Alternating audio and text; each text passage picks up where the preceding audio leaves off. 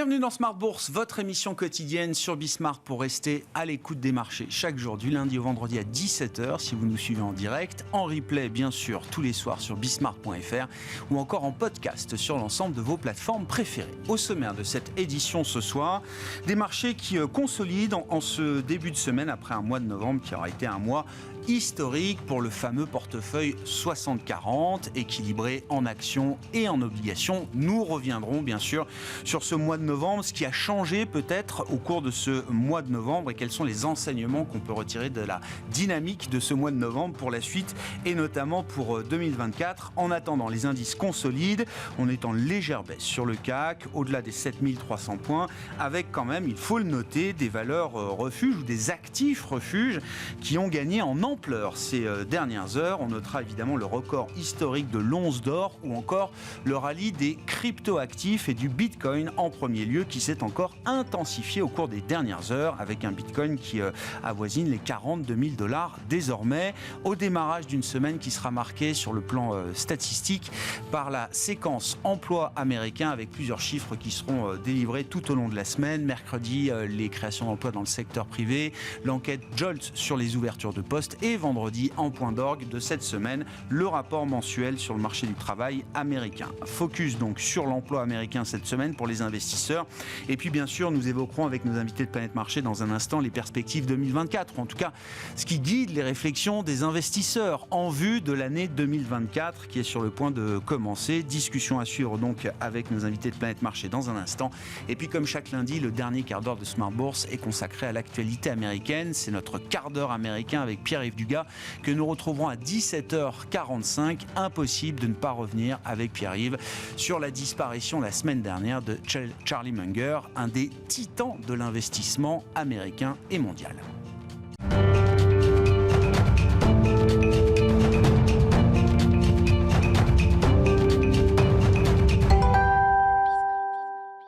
Mais d'abord, les infos clés du jour sur les marchés avec une dynamique de consolidation. Les infos clés avec Comme du Bois. La bourse de Paris consolide légèrement. Ce lundi, les marchés continuent de digérer le rallye de novembre, entretenu par les espoirs de voir les banques centrales assouplir leur politique monétaire dès l'an prochain. Dans ce contexte, le cours de l'or continue de progresser et a marqué un record historique ces dernières heures à plus de 2150 $ l'once. De leur côté, les cours du pétrole reculent aujourd'hui. Si les pays de l'OPEP+ ont annoncé une réduction de leur production la semaine dernière, les États-Unis de leur côté continuent de battre des records de production. Le cours du Brent évolue autour de 78 $ le baril, quand celui du WTI américain ressort autour de 73 $ le baril. Dans le sillage des cours du pétrole, Total Energy recule aujourd'hui, son titre perd autour de 2% au cours de la séance. Du côté des valeurs, Unibail Rodamco Westfield continue de progresser après avoir repris plus de 20% au cours du mois de novembre, ce qui en fait la meilleure performance mensuelle du CAC 40 en novembre. Son titre évolue autour de 2% au cours de la séance.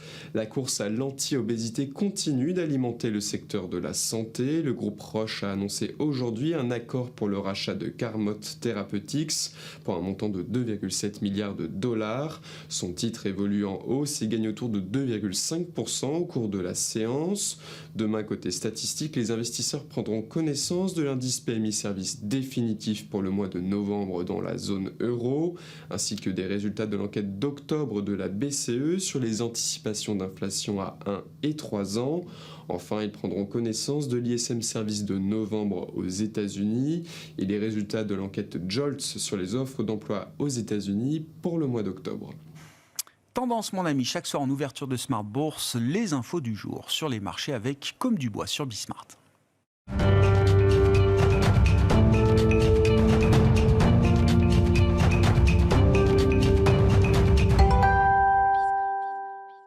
Trois invités avec nous chaque soir pour décrypter les mouvements de la planète marché. Louis Defel, c'est avec nous, directeur général et responsable de la gestion de Gay-Lussac Gestion. Bonsoir Louis. Salut Igor. Igor Demac nous accompagne également. Bonsoir Igor. Bonsoir Igor. Directeur associé chez Vital Épargne et Cyriac Dayan est également à nos côtés. Bonsoir Cyriac. Bonsoir. Vous êtes gérant diversifié chez Sanso IS. Avant d'évoquer la fin d'année, les perspectives 2024, je crois qu'il est encore temps de revenir quand même sur ce qui s'est passé au cours de ce mois de novembre en termes de dynamique de marché notamment et ce qui a pu motiver la dynamique dynamique des marchés en novembre avec, on le rappelle, mois historique pour le 60-40, le portefeuille équilibré en actions et obligations, rallye très généralisé, on peut mettre de côté le pétrole et le dollar, mais pour le reste, tout a monté au cours du mois de novembre, avec une ampleur de hausse d'ailleurs assez spectaculaire. Quelles leçons vous retenez de ce mois de novembre et de ce qui a motivé ce rallye, Cyriac? Est-ce que c'est un rallye encourageant pour la suite ou qui doit inspirer une certaine méfiance au regard notamment de l'amplitude des mouvements qu'on a pu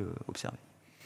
Alors à court terme, peut-être un peu de prudence, j'ai envie de dire, mais à moyen terme, c'est plutôt positif ce qui s'est passé. C'est-à-dire que le marché a acté finalement que la dynamique sur l'inflation était clairement en train de se retourner et le discours des banquiers centraux, même s'ils ont gardé une certaine mesure, a quand même été beaucoup plus amical avec les investisseurs, ce qui a permis de gagner des deux côtés, j'ai envie de dire du côté action et obligataire. Alors si on veut être tout à fait honnête, 2022 a été extrêmement négatif pour ce type d'approche diversifiée et 2023 un peu plus alterné, des mois bons, des mois plutôt mauvais. Là c'est vrai que le mois de novembre est historique et en particulier sur l'obligataire, encore plus que sur les actions. Sur l'obligataire, on a des performances qui sont les plus élevées depuis 2008, voire les années 90, si on remonte un peu plus loin sur certains types de sous-catégories obligataires. Donc c'est vraiment un beau mouvement qui est tiré donc par l'inflation, des données d'inflation et un changement de discours. Et un autre élément qui me semble aussi important, c'est le résultat des entreprises. Encore une fois, et en particulier aux États-Unis, des surprises très positives. On attendait entre 1 et 2% de croissance, on sort à plus 7, donc c'est quand même extraordinairement élevé. Et surtout une dynamique qui se retourne et les prochains trimestres, en tout cas selon les analystes, devraient rester bien positifs. Donc tout ça a permis au marché, j'ai envie de dire, de rebondir violemment. Il avait aussi beaucoup baissé en octobre, donc il y a clairement eu un effet rebond en lien avec cette baisse. Au-delà de l'amplitude du mouvement, c'est quand même un mois de novembre qui donne un petit peu le ton pour ce qu'on verra peut-être en 2024, ou ce qu'on a envie de voir en 2024, ce qu'on peut espérer voir en 2024, Cyriac? Alors ce qu'on peut espérer certainement, est-ce que c'est ce qu'on verra? Je ne sais pas. Après, la force de la baisse, en particulier si on prend le taux américain, prenons cet exemple-là, qui était à quasiment, enfin qui était à 5, oui, à 5 sur le 10 ans, et qui est redescendu à 4,25, 4,30 actuellement. On ne va pas perdre 70 BP tous les mois, clairement. Donc ça, l'ampleur sera certainement moins élevée, mais par contre la dynamique, de mon point de vue, elle est favorable. C'est-à-dire qu'on arrive à un moment où finalement acheter des obligations, acheter du crédit, c'est avoir un coupon qui est quand même très sympathique. Et un niveau de risque, c'est-à-dire un risque, en tout cas sur la partie Govies, donc gouvernementale, que les taux montent fortement, assez faible au vu de la dynamique d'inflation. Donc le fameux risk-reward, ce couple rendement-risque, il est quand même aujourd'hui plus favorable sur la classe d'actifs obligataires. C'est vrai en particulier sur le souverain, mais même sur le crédit. Aujourd'hui, on est encore sur du portage aux alentours de 8% sur le high yield. Ça crée forcément un intérêt dans un portefeuille diversifié. Qu'est-ce que vous retenez de ce mois de novembre, Igor, avec la question de la suite? Est-ce que dans ce qu'on a observé au mois de novembre, est-ce qu'il y a l'idée de germe utile pour 2024? Oui, c'est peut-être la confirmation de la fin de la volatilité obligataire, de la grande volatilité obligataire, et puis de la volatilité autour des décisions de politique monétaire. Donc de toute façon, dans un environnement d'investisseurs, ce sont les taux qui dirigent absolument tout. Donc parce que c'est le coût de l'argent et aussi parce que c'est la masse la plus importante. Et donc, on sait aujourd'hui que la hausse des taux est derrière nous. La désinflation s'est enclenchée, le pétrole a beaucoup baissé aussi. Donc, tout ça, ce sont des éléments qui sont très favorables à la classe d'actifs obligataires. Les niveaux de volatilité sur les actions sont très bas. Sur le VIX, par exemple, alors qu'on a un nouveau conflit, enfin, c'est pas un nouveau conflit, mais une résurgence d'un conflit de manière assez violente et brutale. Donc, c'est effectivement des éléments qui ont participé au rebond de marché actions, mais on n'a pas eu le grand soir des résultats, les grandes révisions bénéficiaires en fin d'année. Donc, ça dresse plutôt effectivement je dirais les fondations d'une année 2024 qui poursuit cette normalisation. Et bon, évidemment, à chaque fois qu'on a un peu de visibilité, un événement ou un risque survient, mais du point de vue macro et microéconomique, je pense qu'aujourd'hui, on a une vision assez claire de ce qui se passe. Une économie qui ralentit, qui tangente les zéros un peu partout sur l'année 2024, sauf dans les émergents, mais des taux qui vont plus monter et des bénéfices des entreprises qui se maintiennent. Donc, à part le facteur géopolitique ou électoral qui pourrait, dans 2024, pour l'instant, c'est un scénario sur lequel tout le monde est assez à l'aise. Ouais, quand vous dites les taux arrêtent de monter, alors il y a les taux directeurs des banques centrales, c'est une chose. Les taux ont baissé, les taux directeurs, ils n'ont pas encore baissé, mais c'est le sujet, je dirais, courant de l'année 2024. Mais c'est pas encore. On peut le mettre vrai de sujet. côté les risques de voir l'inflation rebondir à un certain point. En tout cas, à horizon visible de quelques mois, quelques trimestres. C'est pas l'histoire de 2024, parce que en fonction des horizons, beaucoup expliquent encore qu'on aura un régime d'inflation sans doute différent devant nous et que 2%, c'est peut-être une limite basse, qu'on reviendra pas à 1 et moins comme on l'a vécu dans le cycle. Coupe. Non mais d'accord, mais toute chose égale par ailleurs. Toute chose égale par ailleurs. Je pense plutôt à l'aise avec l'idée macro du ralentissement et du non-rebond de l'inflation. Avec aussi dans l'inflation mondiale une désynchronisation entre une grande zone, la Chine qui est en déflation, donc qui va quand même exporter un peu de déflation partout, et nous qui sommes dans des régimes de moindre consommation, si on ne consomme pas et qu'on ne croit pas, entre guillemets, en PIB, je ne vois pas comment les prix vont augmenter fortement. Plutôt dans cette phase d'accalmie, mais avec des prix qui restent élevés, prix des produits, des services. Qu'est-ce qui caractérise ce rallye de novembre selon vous, Louis? Moi, je note quand même quelque chose d'assez large. On a beaucoup parlé d'un rallye broad-based, élargi à plusieurs classes d'actifs, et même au sein de chaque classe d'actifs, pas seulement une poignée de segments de marché. On a vu quelque chose de plus large. C'est vrai que pour la première fois, ça n'a pas été que les méga caps qui ont participé au rallye, et les small caps en ont aussi bénéficié, mais ils n'ont pas forcément surperformé. Quand on regarde le S&P Call Weight, il a été en ligne avec la performance du S&P. Donc on n'est pas encore à ce rattrapage. Je pense que ce sera pour 2024, ça y est, toujours un peu le window dressing de fin d'année. Mais moi, ce qui est assez intéressant, c'est, parce qu'on disait tout à l'heure, moi, le mois de novembre, c'était caractérisé par l'enterrement, le rest in peace du higher for longer, qui a fait très mal au marché en septembre-octobre. Et c'est vrai qu'à peine 2 mois plus tard, quand on voit les chiffres de la désinflation qui sont là, clairement, total basculement des banquiers centraux. C'est ce qu'on attendait, nous, depuis très très très longtemps. Il y a eu beaucoup de faux départs. Et là, ça y est, clairement, on y est. Donc c'est plutôt des bonnes nouvelles. Il n'y a pas eu, comme tu disais, le grand soir sur les bénéfices par action, un petit peu sur les small. Parce que rappelez-vous, ça fait 1 an qu'on nous dit qu'on est en récession. Donc ça fait 1 an que les large caps, elles coupent un peu le robinet. Donc les small ont eu pas mal de sous-performance. On fait beaucoup de profit warning depuis cet été. Mais sinon, clairement, ça va dans le bon sens. Voilà, maintenant, la grande question, c'est que les banquiers centraux sont passés d'un focus inflation à un focus croissance. Et ça va vraiment être la thématique de 2024. On ne parlera plus du tout d'inflation. On va dire quid de la croissance. Est-ce que c'est no landing, soft landing, etc. Et la bonne nouvelle, c'est pour ça que nous, chez Gay-Lussac Gestion, on reste très confiants pour l'année prochaine. C'est parce que là, on va arriver dans le meilleur de 2 mondes. Vous vous rappelez peut-être du put Bernanke. Et là, de nouveau, on va avoir la même chose. C'est que si l'économie ralentit trop, vous allez avoir des banquiers centraux qui vont devenir peut-être un peu plus dovish. Donc là, c'est intéressant, c'est que la semaine dernière, le président Powell a commencé à dire attention, peut-être qu'on pourrait encore refaire une dernière fois les taux. Le marché n'anticipe pas du tout. On attend quasiment plus de 100 points de base de baisse de taux aux US sur le premier semestre et à peu près 2/3 en Europe. Donc voilà. Donc clairement, le marché prend le pas sur les banquiers centraux pour le moment. Combien de temps cette étape peut perdurer? Jusqu'où on peut avoir confiance dans l'idée que la Fed va très vite retrouver le mandat dual, la croissance fait partie de mon mandat, et au moindre rafraîchissement de la croissance, vous inquiétez pas, je serai là pour soutenir l'économie à travers des baisses de taux. Quand on est passé par cette bosse d'inflation excessive qui a été très mal anticipée, très mal lue par les banquiers centraux, traumatisée par Burns des années 70, l'idée qu'on relâcherait trop vite le combat contre l'inflation et que derrière, on peut prendre le risque de voir un redémarrage de l'inflation. On en a parlé pendant des mois et des trimestres de cette affaire-là. Donc, est-ce que c'est maintenant que la Fed va se montrer ultra réactive à un chiffre de PIB qui sortirait un peu sous les attentes, quoi? Elle va évidemment attendre quelques mois de confirmation, mais pour moi, c'est vraiment une affaire ancienne. Clairement, elle va se focaliser sur la croissance. Clairement, quand on voit les différents chiffres, comme tu dis, si demain le pétrole rebondit fortement de 30%, s'il y a quelque chose de pas vu, il pourra y avoir des changements. Mais tous les indicateurs vont dans le bon sens. Également, les loyers, qui sont une grande composante de l'inflation aux États-Unis, qui est très late, qui met beaucoup de temps à arriver, continue de descendre. Donc voilà, pour nous, c'est plutôt derrière nous. D'accord. Et ce qui était C'est une très question de intéressant- quand est-ce qu'ils vont baisser les taux plutôt que est-ce qu'ils Voilà. vont baisser les taux. Après, vous savez que le consensus a toujours tort. On attendait la fin de l'année 24. Maintenant, ça s'est revenu pour le premier trimestre. Peut-être que si l'économie tient mieux, ça sera peut-être un peu décalé.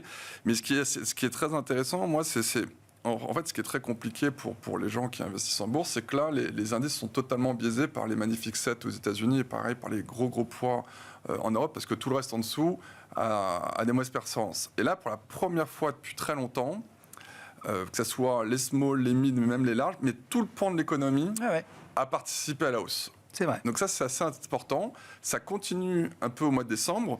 Et vous savez, pour qu'on revienne en vrai bull market, il faut qu'il y ait une grande partie de la cote qui participe à cette hausse et pas que quelques valeurs. Ouais. Et là, pour la première fois, c'est en train de se matérialiser, ce qui nous rend assez optimistes pour la fin et le début d'année prochaine.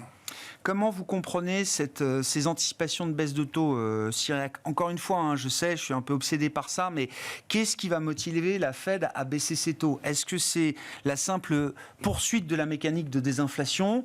On va revoir l'inflation à 2,5 et puis peut-être ensuite à 2. Et donc, partant de là, on peut se permettre de recalibrer la politique monétaire, ou est-ce que la Fed choisira une stratégie un peu différente de dire je ne touche pas mes taux tant que je ne vois pas un besoin de venir sauver ou soutenir l'économie.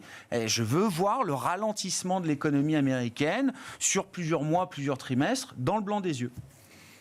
Alors, je ne pense pas que la Fed veut voir le ralentissement économique, mais par contre... Il y a un an, Powell nous disait ça passera par une récession, il n'y a pas d'autre choix, mesdames, messieurs, c'est comme ça, c'est difficile, mais il n'y aura pas d'autre solution. Oui. C'était il y a un an. Oui, mais le positionnement, c'était pas de dire je veux un ralentissement économique. Non. C'était il y a besoin d'un ralentissement économique pour entraîner une baisse de l'inflation. C'est vrai. Donc c'est pas la même chose. vrai. C'est-à-dire qu'aujourd'hui, on est sur une baisse de l'inflation. Suffisante. Alors moi, je serais peut-être un peu plus modéré dans l'analyse. C'est que je pense que la dynamique est bonne, mais qu'on n'est pas encore sur les targets, les objectifs de la Fed. Voilà, on a l'inflation globale, elle est à 3,2. L'accord, en fonction de ce qu'on regarde, elle va être entre 3 et 4. L'objectif, c'est 2, c'est pas 3, entre 3 et 4. Donc moi, c'est plutôt cette logique d'attente que va avoir la Fed. Et elle va essayer d'être certaine pour baisser ses taux. Ça. Et donc je pense que ça va être sa logique de garder le plus de munitions possible. Et ce qui peut la forcer à agir plus vite, c'est finalement s'il y a un ralentissement économique violent aux États-Unis, et on n'y est pas du tout aujourd'hui, il faut être clair. Non. Le ralentissement économique aux États-Unis, le chiffre, alors même s'il est un peu biaisé, mais le chiffre du troisième trimestre aux États-Unis, ils montent tous sauf un ralentissement actuellement. Les dernières données envoient un message beaucoup plus modéré, les indicateurs avancés, etc. Mais le fait est que la Fed, aujourd'hui, elle n'a pas du tout, j'ai envie de dire, le fusil sur la tempe pour être obligée de baisser ses taux. Ouais. Alors le marché, il anticipe beaucoup, et je ne sais pas s'il a raison ou pas, mais ce qui est certain... Beaucoup, je ne sais pas, 125 points de base. Est-ce que c'est beaucoup si on est en soft landing ? Est-ce que c'est beaucoup si on est vraiment en récession demain aux États-Unis ? Pour moi, le scénario aujourd'hui de 125 BP, il va sur du soft landing. C'est-à-dire que globalement, si demain les États-Unis sont en récession, on n'est pas du tout la même logique, mais pour une raison très simple. C'est que si on est en récession, ça c'est un peu une conviction forte, c'est que je ne vois pas une économie, en particulier une économie américaine, avoir une inflation à 3 ou 4, voire 5, avec un niveau d'activité, un PIB à 0, voire moins 2.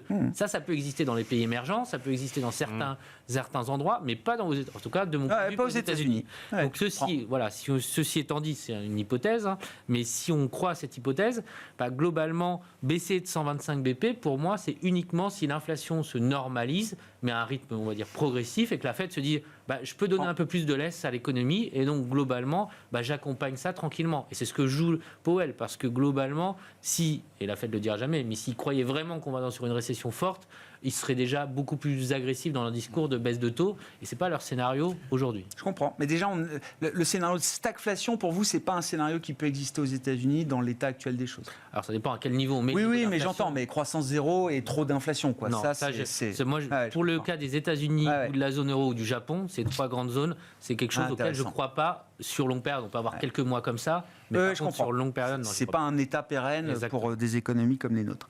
Sur les histoires de baisse de taux, je ne sais pas Igor, si vous voulez distinguer des baisses de taux de recalibration ou d'accommodation. Je pense qu'il faut remettre de la magnitude ou de l'ampleur dans les mots qu'on utilise. Une récession à moins 0,2, moins 0,5, dans l'échelle de temps d'un PIB. Ah non. Récession, c'est contraction de l'activité économique généralisée et élargie. C'est pas les 2 trimestres. Non. Mais ils le font tout le temps, ça, les US. Voilà. Non. Donc, récession au sens NBER. Non. Être à plus 0,5 ou à moins 0,5, ça change pas tellement la trajectoire globale du monde et des États-Unis, puisque c'est le pays directeur. Après, sur le plus long terme, là, je réponds sur la stagflation. C'est quand même pas évident quand on voit ce qui se passe en Chine et quand on voit ce qui se passait au Japon, qui a quand même vécu une forme pas de stagflation, mais de croissance très faible avec de déflation, c'est comme ça. C'est pire. Oui. Mais c'est un peu les mêmes scénarios, c'est-à-dire qu'en fait le régime des prix se déconnecte. Et puis on n'arrive plus à créer de la croissance. Donc c'est quand même aussi un scénario qui est difficile. Je pense que on n'est pas capable aujourd'hui d'assumer sur le moyen long terme un régime des prix, parce qu'il y a des dynamiques démographiques qui sont très défavorables dans le monde occidental, mais aussi dans le monde émergent. Et puis il y a des dynamiques aussi de prix sur les matières premières. Donc moi, sur le moyen long terme, je ne suis pas capable de dire si les prix vont vraiment beaucoup monter, se stabiliser. La capacité de croissance des États-Unis, là, je suis d'accord, elle est là. Il n'y a pour l'instant aucun indicateur qui nous dit qu'ils peuvent plus innover, plus financer, plus se servir du dollar et de la dette comme moteur de financement. Bon, après, l'Europe, c'est une autre question, mais on voit bien que notre potentiel de croissance est moins fort. Oui. Et il en faut quand même un petit peu pour soutenir les équilibres sociaux. Donc, en tout cas, c'est vrai qu'on n'a pas... le pire pour les marchés, et je dirais pour les populations, c'est des accidents de croissance majeurs. C'est-à-dire, c'est des chocs qui sont les chocs pétroliers, c'est 2008, c'est des chocs où le PIB mondial perd 5-6% et le financement mondial s'arrête. Bon, on est obligé de passer par des phases d'assouplissement, de lending, soft lending, mais si on tangente 0 après tout ce qu'on a vu depuis 2 ans, je pense que c'est un très très bon résultat. Enfin, personnellement, je ne l'aurais pas imaginé. C'est inespéré. Voilà, c'est inespéré. Parenthèse small cap, je veux bien qu'on y revienne quand même, Louis. Plus en détail peut-être. Vous disiez c'est un mois de novembre qui a vu les small caps non pas forcément surperformer, mais au moins faire jeu égal dans le rebond avec des indices larges, ce qu'on ne voyait pas dans les rebonds précédents. Non, ce qui n'était jamais arrivé, c'est que c'est plutôt assez positif parce que clairement, à tort, certainement, tout le monde disait les small caps, elles sont plus endettées, donc celles qui souffrent le plus de la hausse des taux. Ce qui est vrai, c'est vrai parce qu'il y a un peu de tout et n'importe quoi dans les small caps, et surtout, même les valeurs de qualité qui avaient beaucoup de cash au bilan, net cash, en mois de septembre, octobre, ont été entraînées avec l'eau du bain. Et là, clairement, on voit que c'est celles-ci qui remontent les premières. Voilà. Est-ce que ça va être le début? On l'espère, parce que clairement, on s'est tous trompés, tous les small capers, on a tous dit, même avant l'été, que c'était le point bas, et on a vu ce qui s'est passé en mois de septembre, octobre, donc on se cale un peu. Mais de temps en temps, il faut remettre un peu des vérités. C'est que oui, les small caps ont beaucoup baissé de par la liquidité, etc., mais surtout qu'elles ont eu des bénéfices par action qui ont nettement chuté. Il y a beaucoup de valeurs qui, dès le 2e trimestre, ont commencé à avoir un net ralentissement de leur chiffre d'affaires et des résultats, au moment où elles avaient des plans de croissance, elles avaient commencé à investir, des hausses de salaire, etc. Et à ce moment-là, paf, ralentissement finalement, alors que les coûts montaient. Donc là, énorme profit warning, des baisses de marge partout. Ça s'est accéléré au T3 et je pense qu'au T4, ça va pas être génial. Vous prenez beaucoup de secteurs dans la consommation, dans la logistique. Par exemple, des logistiques qu'on aime beaucoup chez nous, introduction en bourse depuis 2012, avait fait que des croissances organiques positives trimestre après trimestre. Là, ça fait 3 trimestres consécutifs qui sont en baisse. Ouais. Steph qui distribue chez Carrefour, tout ça, un peu les produits congelés, pareil. Que ce soit chez les ESN, Capgemini l'a très très bien dit. C'était T3, T4, T1 encore en ralentissement et ça devrait repartir. Ce qui était intéressant, c'est qu'on a vu quelques sociétés de services informatiques la semaine dernière, il y a 10 jours, qui nous ont dit, depuis le mois de mai, on avait arrêté de recruter et que le rendement naturel, il y avait plutôt eu des départs. Là, depuis novembre, on est reparti en recrutement net. D'accord. Donc avec les effets de base négatifs qui arrivent encore jusqu'au T1, on s'attend à un T4, T1, pas génial, mais ça repart après.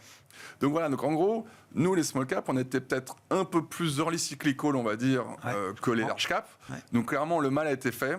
T3 n'a pas été bon, T4 va pas être très bon, mais au moins, voilà, les sociétés ont du cash au bilan, elles se réajustent, et au moins, normalement, comme ça a déjà été fait mal, il y a un effet embarqué de croissance des bénéfices par action beaucoup plus important que les large cap. Parce qu'il ne faut pas oublier aussi que si finalement il y avait un vrai ralentissement économique l'année prochaine, les large caps sont tout aussi immunes que les small caps au ralentissement économique. Et ça, souvent, les gens ont tendance à l'oublier en disant que les large caps passent à travers les crises. Ah oui, d'accord. Si Oui, elles ne sont pas moins immunes que les small caps. Oui, je comprends. Oui, d'accord. Voilà. Oui. Donc, au moins, nous, le mal est fait. Si ça doit arriver sur les large caps, évidemment, ça serait compliqué de voir les small caps monter aussi. Mais comme le mal est déjà fait, ça devrait pas trop mal se passer. Ça pose, Cyril, la question à la fois de... Bon, il y a le fondamental. Est-ce que les bénéfices qu'on attend du momentum bénéficiaire, est-ce que ça peut soutenir les marchés actions l'an prochain ? On est sur des records. Enfin, le DAX est au plus haut, S&P, Dow Jones, tout ça sont revenus, en tout cas sur les sommets annuels, à quelques pourcents des sommets historiques. Et puis la question de la diversification. Est-ce que la diversification, notamment dans l'univers action, va être à un moment récompensée ? Ou est-ce que la meilleure stratégie consiste encore à être concentrée sur cette ultra méga large cap américaine ? Alors, des entreprises qui changent le monde, il n'y a pas de doute là-dessus, mais qui ne sont que 7. Alors, vaste question. Alors, sur les résultats, je pense qu'il faut déjà faire le distinguo, si on regarde en global, entre les US et l'Europe. C'est-à-dire que les US... la période la plus négative, en tout cas selon les anticipations, elle est passée aux US. Et comme sur quelques trimestres, c'est ça ? Sur quelques trimestres, voilà. Et là, on est repassé positif aux US, on est à plus 7 publiés. Le prochain trimestre, on est encore positif. Et puis les trimestres suivants, ça reste positif. Donc aux US, j'ai envie de dire, la croissance des bénéficiaires, elle est quand même très favorable. Donc c'est un vrai soutien. En Europe, on est un peu dans le dur pour aujourd'hui. On est dans des résultats, alors au niveau global, du stock 600, si on prend cet indice qui est assez large, on va encore avoir, déjà ce trimestre c'est très mauvais, on est à moins 11, et le trimestre prochain, ça restera négatif. Donc il y a quand même des dynamiques qui ne sont pas tout à fait les mêmes. Maintenant, ce que je dis, c'est aujourd'hui anticipé et pricé par les investisseurs. Quand vous regardez les niveaux de valorisation, on a une forme de surcote, j'ai envie de dire, pour les US par rapport à l'Europe. Donc ces deux éléments-là me font dire qu'aujourd'hui, il y a une forme, la diversification Europe-US, pour moi, elle a du sens parce que finalement, certes, les résultats sont moins bons, mais les actions européennes sont moins chères. Donc ça, c'est le premier élément. Le deuxième élément que je trouve intéressant au niveau de diversification géographique, c'est les émergents. Il y a eu beaucoup de déceptions, si on parle des small caps qui ont déçu, mais il y a un autre endroit où il y a des déceptions massives, c'est la Chine, où ça fait, alors pour le coup, ça fait 3 ans que ça sous-performe, et de manière très nette, les actions chinoises, c'est encore à moins 5 depuis le début de l'année. Donc il y a eu énormément de déceptions. Et si on regarde un indice émergent en termes de valorisation, on est à peu près sur une décote de 30% par rapport aux pays développés. D'accord. Et nous, on a le sentiment qu'aujourd'hui, il y a peut-être quelque chose à faire. En tout cas, c'est une zone à regarder parce que tout le monde est négatif sur la zone, plus personne n'en veut.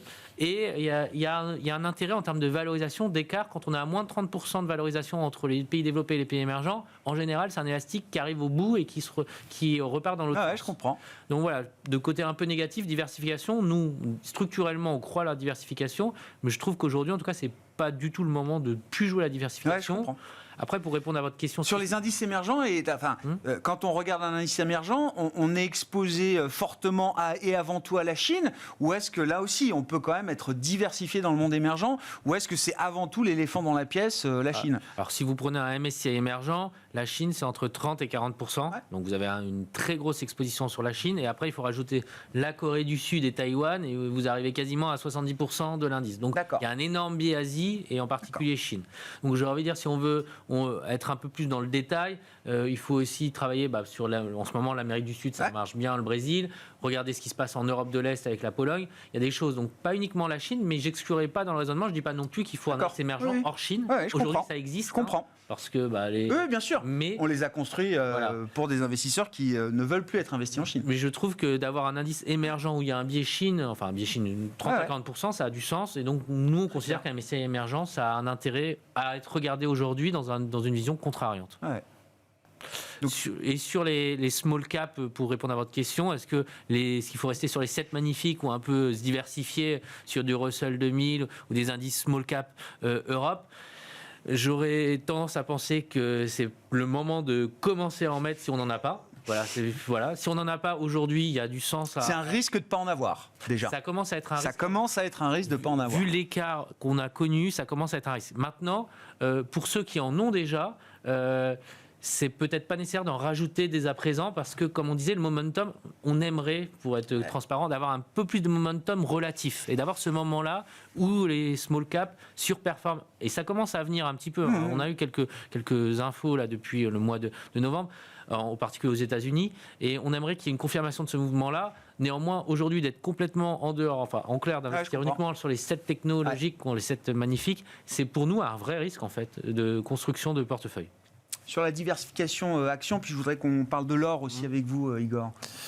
Oui, alors c'est difficile pour des épargnants purement français-européens d'aller chercher des émergents parce que on parle de la Chine, mais la Chine, l'histoire, elle est plus du tout comme elle était il y a 5-10 ans où vous vous souvenez, on avait des gens qui nous disaient oui, c'est de la croissance pérenne, stellaire, éternelle. Les GAFAM, les BATX, voilà, c'était équivalent. Voilà. Et puis on a eu le risque politique, et puis on a maintenant la machine à destruction démographique qui s'est mise en route. C'est un pays qui perd 1 million d'habitants par année. Donc, c'est une histoire qui est totalement différente. Il y a une dynamique de déflation. Il y a une croissance qui est passée de 10 à 4. Donc, oui, il y a une décote, mais j'allais dire, elle est un peu justifiée quand même, cette décote. Et la Chine, malheureusement, ou heureusement, mais ce n'est pas le même régime d'investissement que nous. Donc on ne peut plus dire non mais la Chine c'est le moteur économique du monde et puis il faut y aller. Donc c'est plus difficile. Oui, c'est plus un one-way trade comme ça pouvait l'être. Bon, ça l'a jamais été. Moi, non. Jamais. Non. Et le MSCI, non, mais il y a des moments d'opportunité. Les actions chinoises ont toujours fait moins bien sur longue période que les actions américaines. On n'a qu'à prendre les différentes périodes, mais bon, après, c'est pas les mêmes marchés, il n'y a pas la même liquidité. Donc, les émergents, c'est des choix un peu tactiques. Effectivement, il faut vraiment arriver au point bas et sortir vite. Enfin, c'est vraiment des opportunités. Après, moyen, long terme, c'est pas possible de dire que parce que l'Inde a une population d'1,2 milliard, 1,3 milliard, il faut y être. Non, ça se passe pas comme ça, l'investissement. En revanche, sur les small et mid, moi, je pense qu'en France, on en a pas mal. Alors évidemment, en fait, en masse de résultats, mais Louis le dira, ça représente pas grand-chose. Donc en fait, quand il y a des révisions en baisse des résultats des small et mid cap, en fait, ça se voit pas beaucoup dans la masse globale. Mais il y a quelque chose, je pense, à faire. Bien sûr, il y aura des démarrages et puis des choses qui vont pas marcher. Mais dès que l'environnement macroéconomique va se restabiliser, c'est quand même des actifs un peu liquides. C'est facile de faire monter les cours. Donc un tout petit peu de flux peut faire vite monter la sauce. Même dans une phase de ralentissement telle qu'on l'a devant nous, d'accord, il faut que ça se stabilise. C'est mieux quand même. C'est mieux. Je comprends. Elles souffrent toujours beaucoup plus parce que d'abord, elles ont moins accès au financement que les larges. Ouais. Donc le coût de financement, la distribution de crédit, et qu'elles subissent. Quand les marges des larges sont protégées, c'est parce que en fait, les grandes entreprises ont quand même coupé chez les fournisseurs. Donc c'est un jeu normal. Et je suis plus à l'aise à dire à des clients français, regardez les small et mid cap ou micro cap européennes, plutôt que leur dire les actions indiennes ou chinoises. Je pense que c'est plus proche de leur. D'accord. Et en plus, je pense qu'on a un avantage de valo qui est sensiblement le même quand on fait le paradigme, normes, gouvernance, etc. Donc, non, mais tout ça reste un peu la même idée. L'idée qu'on peut regarder autre chose que les 7 magnifiques pour attendre des performances boursières et l'or prochain. Alors non, mais l'or, pas pour terminer déjà. Pourquoi l'or est à un plus haut historique aujourd'hui? Et est-ce que c'est un moment opportun parce qu'il y a du momentum justement pour investir ou augmenter peut-être le poids de ces investissements? C'est l'actif de la peur. Alors chez les jeunes générations, il y a le crypto-actif, le bitcoin. Chez les vieux investisseurs, il y a l'or. Évidemment, après, il y a leur physique, leur papier.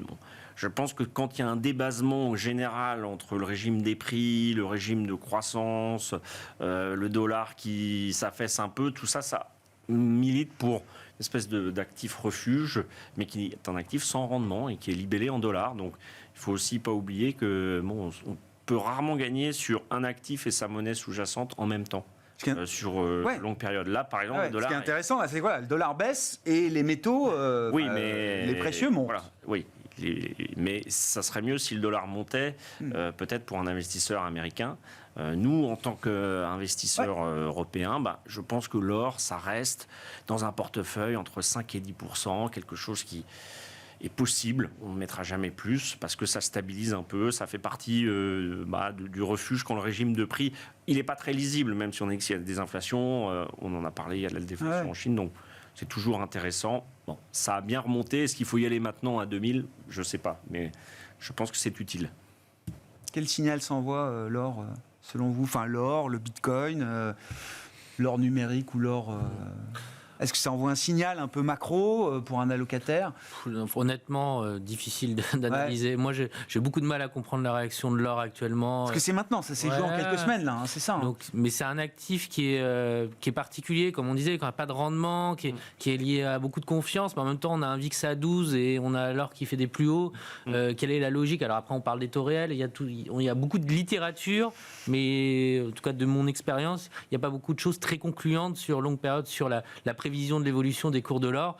Donc, j'en tirerai pas beaucoup plus de conclusions. Alors, sur le Bitcoin, je trouve que là, il y a une dynamique qui est un peu différente, parce que c'est un peu la nouvelle protection. Mais voilà, le rebond a été très violent. On était à 16 000 il y a quelques semaines. Aujourd'hui, on est à plus de 40 000. Ça va très vite. Ce qui est intéressant juste sur le Bitcoin, c'est qu'on avait quand même un niveau de volatilité qui était très faible, qui avait on avait changé de dimension pour le coup. Et là, on retrouve un peu plus de volatilité, mais dans le bon sens, à la hausse. Donc, la classe d'actifs est vraiment... C'est un réveil, quoi. Il y a vraiment un réveil de la classe d'actifs de ce point de vue-là. Et c'est assez intéressant. Maintenant, conclure des choses pour l'allocation en général, personnellement, j'ai beaucoup de mal. Sur l'or ? Non, je sais pas. Ouais, après ça que nous, il n'y a pas vraiment de valeur aurifère dans les small caps. Et c'est vrai que c'est très lié au taux réel. Et c'est vrai qu'en ce moment, il n'y a plus vraiment de logique, puisque les taux réels ont eu plutôt tendance à monter. Et d'après ce que j'ai toujours appris, c'est quand les taux réels baissent plutôt que l'or monte, si je ne dis pas de bêtises. Oui. Mais Voilà, la détente des taux, des rendements nominaux fait peut-être que les taux réels ont un peu à la marge quand même. Non, ouais, c'est vrai que... Non, mais c'est vrai qu'après, je suis dans une allocation à avoir toujours un oui, c'est ce qu'on dit. C'est comme le franc suisse. Ce qu'on dit, ouais. Ça rassure. Ouais, ou un moment, le yen aussi, il a joué ce rôle à un moment. Bon, c'est des actifs qui restent minoritaires dans des allocations. Moi, je suis quand même plus à l'aise à avoir un lingot d'or qu'un bitcoin chez moi, mais après, je suis peut-être de la vieille génération. Oui, non, mais bon, il n'y a pas que les lingots, hein, c'est ce que vous disiez, il y a plusieurs manières d'investir dans l'or, on n'est pas obligé d'aller, même si c'est peut-être une des meilleures manières de faire, je ne sais pas, là-dessus. Les métaux précieux, il y a aussi beaucoup de métaux qui suivent des dynamiques industrielles, le palladium est très lié aux acteurs automobiles, donc bon, je pense que c'est difficile de prendre chaque matière première, il est difficile d'avoir une vue sur chaque matière première, c'est vraiment des métiers spécialistes. Moi je trouve que l'or jusqu'à présent a plutôt joué un rôle assez stabilisateur dans les portefeuilles en étant très minoritaire, beaucoup plus que le bitcoin. Lui fait quand même un yo-yo. C'est vrai que sur longue période, on regarde l'or c'est pas quelque chose de très facile à lire en termes de cours parce qu'il n'y a pas de rendement et la dynamique de l'offre et la demande physique est un petit peu mis de côté par rapport à l'or papier. Et une action, ça se valorise avec son cash flow et une obligation avec son coupon et sa maturité. Sur la dynamique des bénéfices des entreprises sur les marchés actions, Louis, alors vous disiez il y a eu des baisses de bénéfices par action dans le monde small, mais on arrive au bout. Je pense qu'on arrive en bas, ouais. C'est un momentum bénéficiaire qui va forcément être un soutien pour les indices. On sait que parfois les marchés, la performance peut aussi se déconnecter à un moment des performances bénéficiaires réelles. C'est vrai que là, on s'était pas vraiment attendu qu'il y ait autant de baisse, autant de warning, mais à la limite, ça y est, maintenant, le mal est fait, en tout cas pour la classe d'actifs small cap. Et c'est vrai qu'on est assez confiant pour 2024 à la fois au niveau micro, parce que ça y est, très rapidement, les sociétés sont réajustées. Et il ne faut pas sous-estimer le potentiel peut-être de réaccélération de la croissance en 2024, donc peut-être pas dès le T1, mais je pense à partir peut-être du deuxième trimestre. Pourquoi ? Parce que pour le moment, le consommateur final qui a tenu depuis un an grâce au chèque budgétaire, c'est vrai que maintenant, en 2024, ça va être moins de relance budgétaire, mais plus de croissance réelle de pouvoir d'achat. Pourquoi ? Parce que pour la première fois, les croissances de salaire augmentent plus vite que la baisse de l'inflation et de la désinflation. Donc pour la première fois, vous avez donc un salaire réel qui augmente, mais pour le moment, ça ne se voit pas encore tout de suite. C'est pas perçu. C'est pas perçu comme tel. Donc voilà, donc le Français, pour l'instant, il ouvre les journaux, il voit qu'il y a de l'inflation, donc qu'est-ce qu'il fait ? Il met dans le livret A. et ils le placent et ils consomment pas encore. Il n'y a qu'aux États-Unis où le taux d'épargne est sous les 4%. Mais clairement, quand on regarde les statistiques passées, quand il y a la désinflation et que les croissances de salaire réels sont plus vite, il faut toujours attendre 2-3 trimestres. Donc là, ça a commencé depuis un trimestre. Donc ça nous amènerait entre le T1 et le T2. Ouais, je comprends. Et si à ce moment-là, clairement, le Français ou l'Européen qui voit qu'il y a un peu plus de cash, clairement, la consommation pourrait repartir et être la bonne surprise de 2024. C'est un facteur clé du soft landing. Hein. Il faut qu'on atterrisse, mais derrière, il faut qu'on se stabilise assez vite, voire qu'on puisse repartir. Parce que l'autre option, c'est que après la première phase d'atterrissage, non, mais ça puisse aller un peu plus mal. Mais clairement, aux États-Unis, c'est plus un sujet 24. Mais en tout cas, en Europe, vous avez vu, le PIB jeudi va être confirmé par la troisième hypothèse. On va être à moins 0,1. Ouais. Mais clairement, le soft landing, il est en ce moment en Europe. Clairement, c'est T3, T4, on y est. Donc, voilà, donc si ça repart, est-ce que ça repartir T1, T2 ? Clairement, il y aura une bonne surprise, je pense, sur la consommation en Europe, donc sur la partie service. Et je vous rappelle que les small caps, c'est souvent une grande partie des services avec des effets de base qui vont revenir beaucoup plus favorables après le T1. Donc normalement, toutes les étoiles sont en train de se réaligner sur la classe d'actifs. C'est un peu ce que vous disiez tout à l'heure, Cyril. Enfin, il y a un potentiel de bonne surprise en Europe et pour les actifs européens, partant de décotes et de valorisation effectivement assez basses. On n'attend jamais rien de la zone euro. Enfin, si, on attend souvent que des choses négatives et des déceptions. Je ne vais pas refaire toute la série des dernières décisions de rating depuis un mois par les agences de notation, mais c'est Portugal relevé de 2 crans, la perspective négative de l'Italie qui est neutralisée à stable, c'est la Grèce qui est remontée investment grade chez au moins 2 grandes agences, et la France pour l'instant qui est maintenue. C'est-à-dire que par rapport à ce que certains attendaient, c'est déjà presque des surprises positives, entre guillemets. Alors, au niveau vraiment de ces notes, c'est des surprises positives qui sont, en tout cas, hormis l'Italie, la Grèce, qui sont pour moi plus importants, mais qui, voilà, dans le cas de la France, c'était pas pour nous un enjeu majeur, mais c'est quand même des dynamiques positives, en effet. Au niveau des résultats, ça va prendre un peu de temps. Je rajouterais, mais ça, j'en ai fait d'accord, je pense que peut-être plus T2, T3, mais ça va arriver parce qu'on a... Alors ça va arriver si aux États-Unis ça tient et qu'on est sur un soft landing, si la Chine est également dans la dynamique, mais voilà, toute chose égale par rapport, je suis assez d'accord avec cette chose-là. Il y a pour moi un élève malade, c'est l'Allemagne quand même. On a quand même un vrai sujet, c'est-à-dire que la zone euro sans l'Allemagne qui fonctionne, c'est compliqué. C'est le professeur qui est malade, là.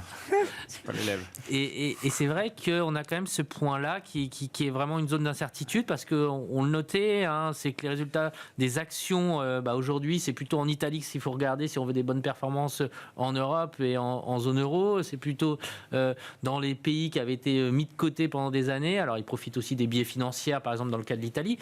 Donc, tout ça est en train un peu de s'inverser, mais néanmoins, pour que la zone euro reparte, on va dire, dans une dynamique plus positive, il faut que les pays du Nord, alors ça peut paraître étonnant, mais il faut que les pays du Nord, finalement, repartent également dans une dynamique positive. Et c'est un peu la zone d'incertitude que je vois aujourd'hui avec des Allemands qui restent quand même, quand vous écoutez le président de la Banque centrale allemande, on est loin aujourd'hui d'avoir une position extrêmement sympathique sur les baisses de taux dont on parlait en début d'émission. Et puis je précise dans le cadre budgétaire, parce que c'est l'explosion du modèle allemand, c'est aussi la fragilisation du modèle budgétaire tel qu'il est conçu sur le plan constitutionnel en Allemagne, intervient au moment où on a un Eurogroupe et un Conseil européen la semaine prochaine qui doivent normalement définir le périmètre du nouveau cadre budgétaire, des nouvelles règles budgétaires pour l'ensemble des pays européens. Beaucoup d'analystes estiment que ce qui se passe en Allemagne va rendre la discussion encore un peu plus difficile.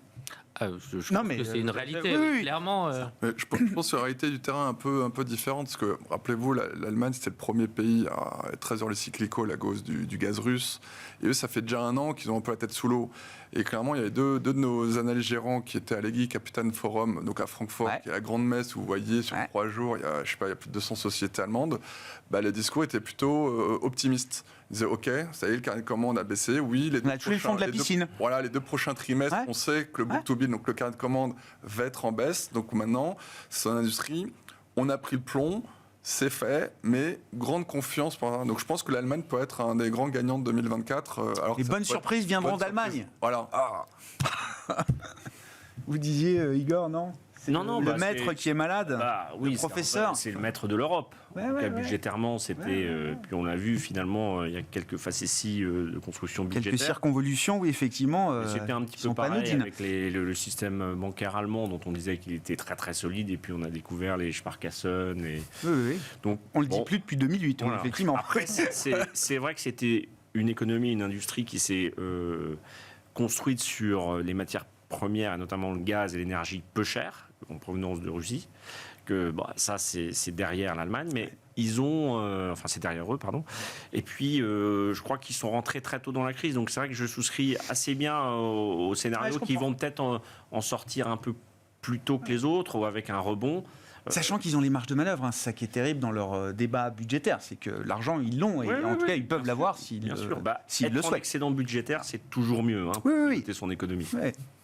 Bon, on suivra Eurogroupe cette semaine, effectivement. Important avant un Conseil européen la semaine prochaine qui devrait normalement déterminer les paramètres des futures règles budgétaires en Europe. Merci à vous trois d'avoir été les invités de Planète Marché. Igor Demac, directeur associé chez Vital Épargne, Cyriaque Dayan, gérant diversifié chez Sanso IS et Louis Defels, directeur général et responsable de la gestion de Gay-Lussac Gestion.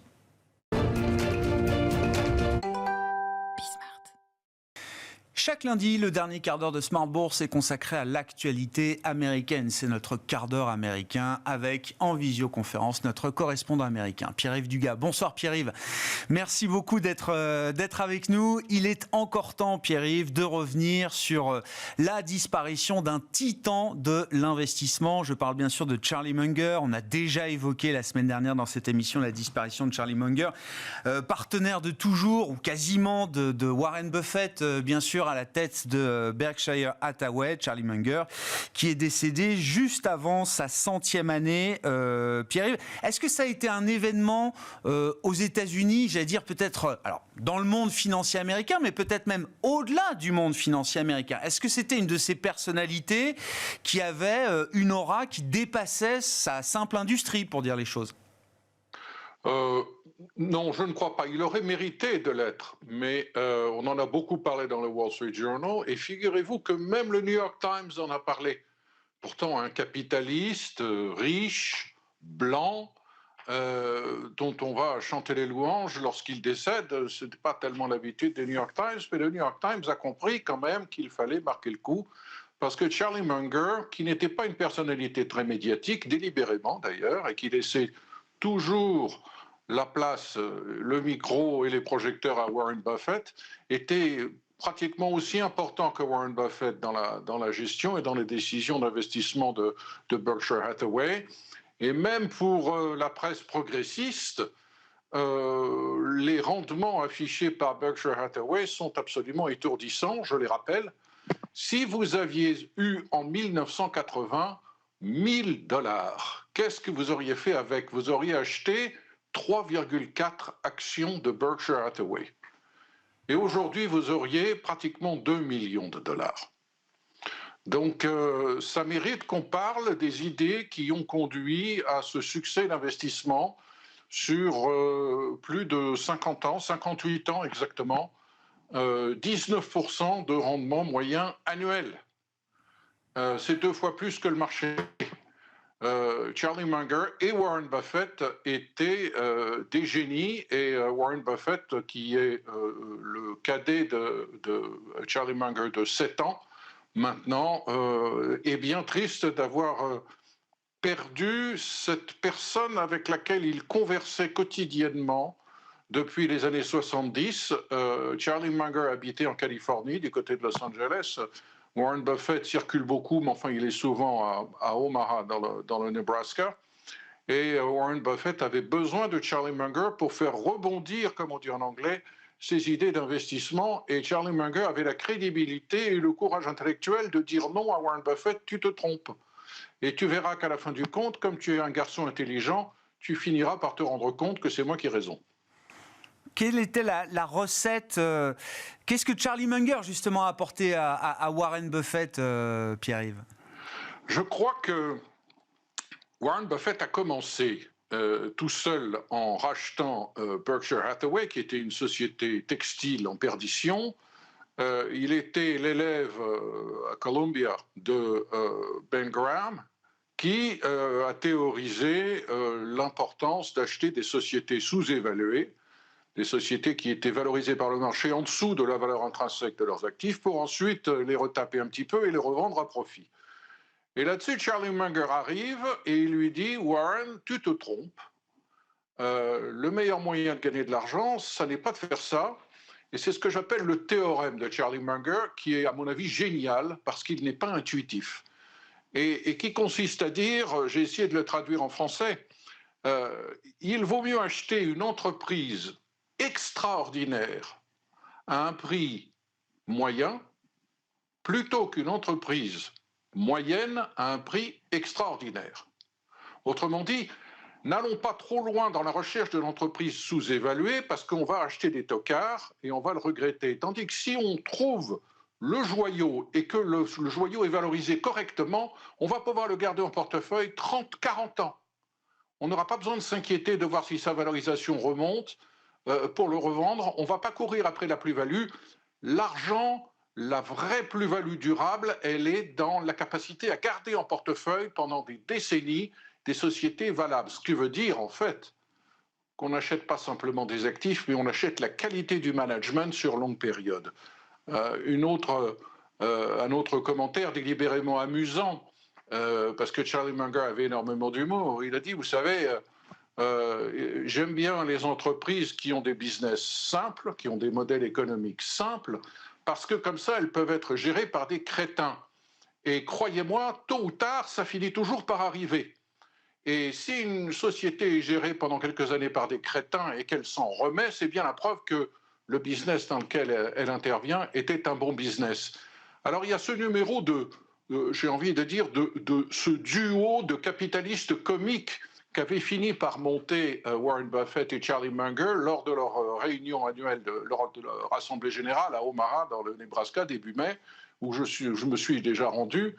Et c'était très amusant de voir ça, de voir comment Warren Buffett, assez cabotin finalement, gardait le micro pratiquement tout le temps, faisait de longues réponses à des questions qui dépassaient très largement l'univers de la finance, et puis ensuite se tournait vers Charlie Munger, qui généralement disait « oui, non, j'ai rien à ajouter », ou alors, s'il ajoutait quelque chose, c'était en quelques phrases quelque chose de très très drôle et de très percutant. Et ce duo fonctionnait très bien, à la fois en tant que spectacle donné aux investisseurs, mais aussi dans la pratique, dans les choix d'investissement pratiqués par Berkshire Hathaway depuis les années 70. Je doute pas des compétences de ceux qui succéderont à Warren Buffett et Charlie Munger pour présider aux destinées de Berkshire Hathaway, mais c'est sûr qu'on perdra quelque chose de savoureux quand même au passage, j'imagine, Pierre-Yves.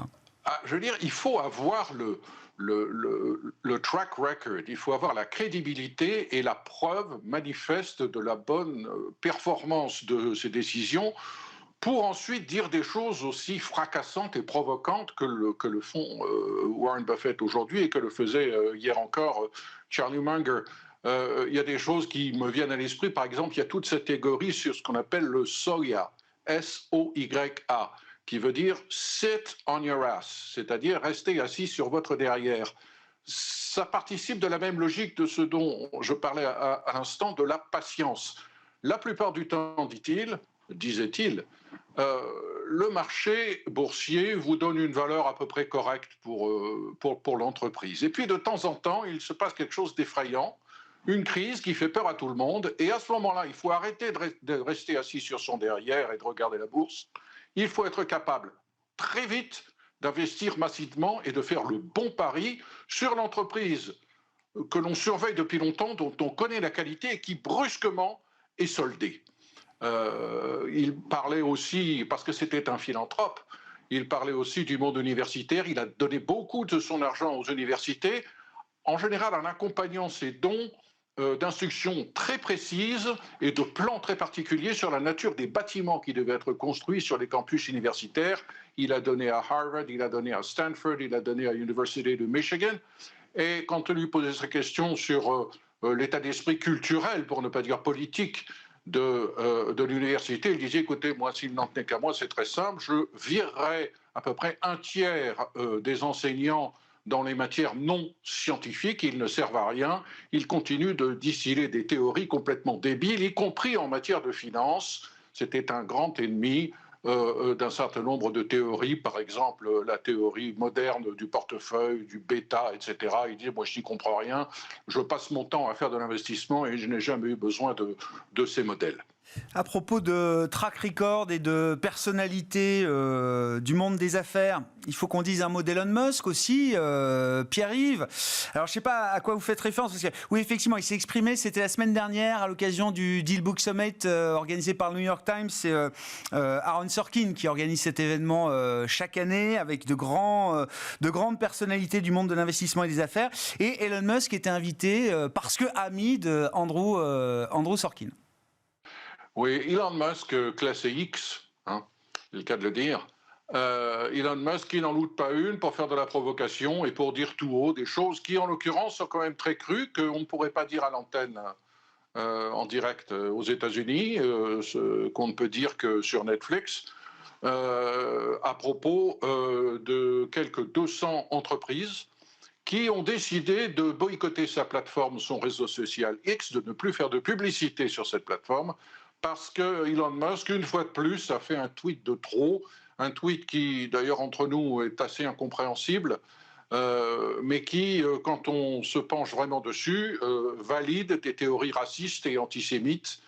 Et ça a été très mal pris, et de grandes marques comme Apple, Disney, Comcast, Oracle, par exemple, IBM aussi, ont décidé de ne plus faire de publicité sur X, anciennement connu sous le nom de Twitter. Et nous avons sur scène Elon Musk, interrogé par notre collègue Andrew Sorkin, qui dit, écoutez, si vous voulez me faire chanter, si vous voulez pratiquer le chantage et me boycotter avec de l'argent, vous pouvez aller vous faire, et là, il emploie le mot qui commence par F, et qu'on ne peut pas prononcer à la télévision, peut-être sur Bismarck, mais vous m'avez compris. Un petit coucou à Bob, qui est Bob Iger, c'est ça, de Disney, hein, c'est ça au passage. Et il en rajoute une couche devant la stupeur du public. Oui, vous pouvez aller vous faire F. Et c'est pour toi, Bob, dit-il. C'est pour toi, Bob. Bob, si tu nous regardes. Le patron de Disney, qui s'était exprimé quelques minutes avant et qui avait dit, écoutez, toujours dans des termes très diplomatiques, Bob Iger, grand diplomate, pour l'instant, nous avons constaté que nos messages ne sont pas compatibles avec le ton général de ce que l'on trouve sur X. Alors là, maintenant, la question qu'on se pose, c'est comment la personne que Elon Musk a recrutée pour diriger Twitter, qui est quelqu'un qui a un grand track record en matière de publicité, puisqu'elle a dirigé pour Comcast, NBC, NBCU, toute la publicité et qu'elle est très connue dans le monde des annonceurs publicitaires. Je ne veux pas écorcher son nom, il s'agit de Linda Yaccarino. Combien de temps va-t-elle supporter que Elon Musk vienne en gros saboter son travail? C'est la question que tout le monde de la publicité se pose. Linda Yaccarino a publié un commentaire dans lequel elle essaye de, je ne dirais pas d'excuser, mais de mettre dans un certain contexte libertaire, libertarien devrais-je dire, les commentaires de Elon Musk en disant notre plateforme est celle de la liberté maximum et nous comptons sur l'indépendance et la capacité de jugement de tous les participants dans ce dialogue débridé, etc. etc. Elon Musk est peut-être allé trop loin. En tout cas, Elon Musk a dit également quelques minutes après cette intervention fracassante sur scène à New York la semaine dernière, il a dit de toute façon, qu'est-ce qui va se passer si ce boycott continue? L'entreprise va disparaître. Parce que nous n'aurons plus la publicité, mais le public pourra dire qu'elle va disparaître à cause de ces grandes marques qui veulent nous imposer leur mode de vie, leur perspective, et on revient dans cette obsession de Elon Musk pour le combat du politiquement correct, le combat de la pensée unique, qui est quelque chose qui l'obsède et qui, dit-il, est la raison pour laquelle il a dépensé 44 milliards pour cette petite entreprise qui marchait très mal et dont il a changé le nom, qui s'appelle X aujourd'hui et qui s'appelait Twitter. Voilà pour les dernières actualités en provenance d'Amérique autour de Charlie Munger et Elon Musk. Merci beaucoup Pierre-Yves. Pierre-Yves Dugas avec nous en visioconférence chaque lundi dans le dernier quart d'heure de Smart Bourse, 17h45 en direct, à retrouver en replay sur bismart.fr ou encore en podcast sur l'ensemble de vos plateformes.